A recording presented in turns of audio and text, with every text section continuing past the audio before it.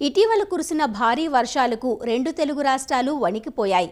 వాగులు వంకలు పొంగి పొర్లుతున్నాయి. చెరువులు పొలాలు ఏకమయ్యాయి. సాగురంగం తీవ్రంగా నష్టపోయింది. తెలంగాణలోని ఉమ్మడి ఆదిలాబాద్, కరీంనగర్, వరంగల్, నల్గొండ, ఖమ్మం జిల్లాల్లో వేలాది ఎకరాల పంట నీట మునిగింది. ఖరీఫ్లో అధిక విస్తీర్ణంలో సాగే ప్రతి పైరు పూత పిందె దశలో ఉండగా ఇప్పుడు కురిసిన వర్షాలకు పూత పిందె రాలిపోయి దిగుబడులపై తీవ్ర ప్రభావం పడే ప్రమాదం ఉంది. రోజుల తరబడి నీరు నిలబడి ఉన్న పొలాల్లో ప్రస్తుతం చీడపీడలు వ్యాప్తి చెందుతున్నాయి. కాబట్టి రైతులు సకాలంలో తెగుళ్లను నివారించి పంట కోలుకోవడానికి తగిన యాజమాన్య చర్యలు చేపట్టాలంటూ సూచనలు అందిస్తున్నారు ప్రొఫెసర్ జయశంకర్, తెలంగాణ రాష్ట్ర వ్యవసాయ విశ్వవిద్యాలయం ఆదిలాబాద్ కృషి విజ్ఞాన కేంద్రం ప్రతి విభాగం శాస్త్రవేత్త డాక్టర్ రాజశేఖర్. తెలంగాణ రాష్ట్రంలో అంటే వివిధ జిల్లాలలో ముఖ్యంగా ఖమ్మము, వరంగల్, నల్గొండ, ఆదిలాబాద్ జిల్లాలలో అత్యధిక వర్షాలు కురవడం అనేది జరిగింది. సో వరి పంట తర్వాత అత్యధికంగా పత్తి పంట అనేది సాగు అవుతూ ఉంది. మరి ఈ పత్తి పంటలో ముఖ్యంగా మరి ప్రస్తుతం చూసినట్లయితే సుమారుగా 70 నుంచి 75 రోజుల దశలో అంటే గూడ పూత కొంత కాయ దశలో ఉంది. మరి ఈ దశలో అత్యధిక వర్షాలు కురవడం వల్ల ముఖ్యంగా ఈ తేమ నిలవడం వల్ల భూమిలో మరి పూత గూడ రాలే అవకాశం ఉంటుంది. కాబట్టి వాటి నివారణ చర్యగా ఖచ్చితంగా రైతులు మరి ప్లానోఫిక్స్ ఎకరానికి 40 మిల్లీమీటర్లు కలుపుకొని పిచికారీ చేసుకున్నట్లయితే ఈ పూత గూడ రాలకుండా నివారించుకోవచ్చు. అదేవిధంగా భూమిలో తేమ ఎక్కువ ఉన్నట్లయితే ఈ పారావిల్ట్ అనేది కూడా కనబడడం అనేది జరుగుతూ ఉంటుంది.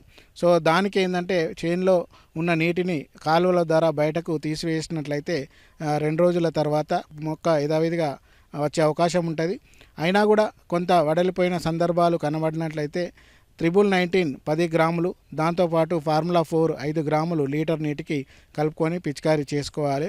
ఇకపోతే ఆకులు కానీ కాండం కానీ నల్లగా మారినట్లయితే అది ఎండు తెగులుగా పరిగణించి ఆ ఎండు తెగులు నివారణకి ముఖ్యంగా ఈ కాపర్ ఆక్సీ క్లోరైడ్ 3 గ్రాములు లీటర్ నీటికి కలిపి మొక్క మొదట్లో పిచికారీ చేసుకోవాలి.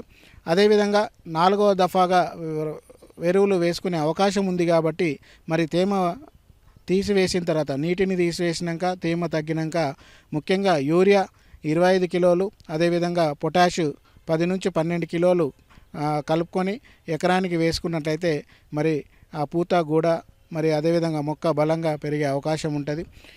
వర్షాలు తగ్గిన తర్వాత కొంత ఎండ తీవ్రత పెరిగినాక తేమ ఎక్కువైనట్లయితే ముఖ్యంగా ప్రస్తుత పరిస్థితులలో ఈ యొక్క పచ్చదోమ కానీ తెల్లదోమ కానీ వచ్చే అవకాశాలు ఉంటాయి. కాబట్టి మరి వీటి నివారణకు కూడా ఈ యొక్క ఫ్లోనికమిడ్ 0.3 గ్రాములు లేదా డైనిటోఫురాన్ 0.3 గ్రాములు లేదా సల్ఫాక్సోఫ్లోర్ 0.75 మిల్లీలీటర్లు లేదా డయాఫెంతురాన్ ప్లస్ బైఫెంత్రిన్ 1.25 మిల్లీలీటర్లు ఇట్లా ఆల్టర్నేట్గా పిచికారీ చేసుకున్నట్లయితే ఈ రసం పీల్చే పురుగులను నివారించుకోవచ్చు.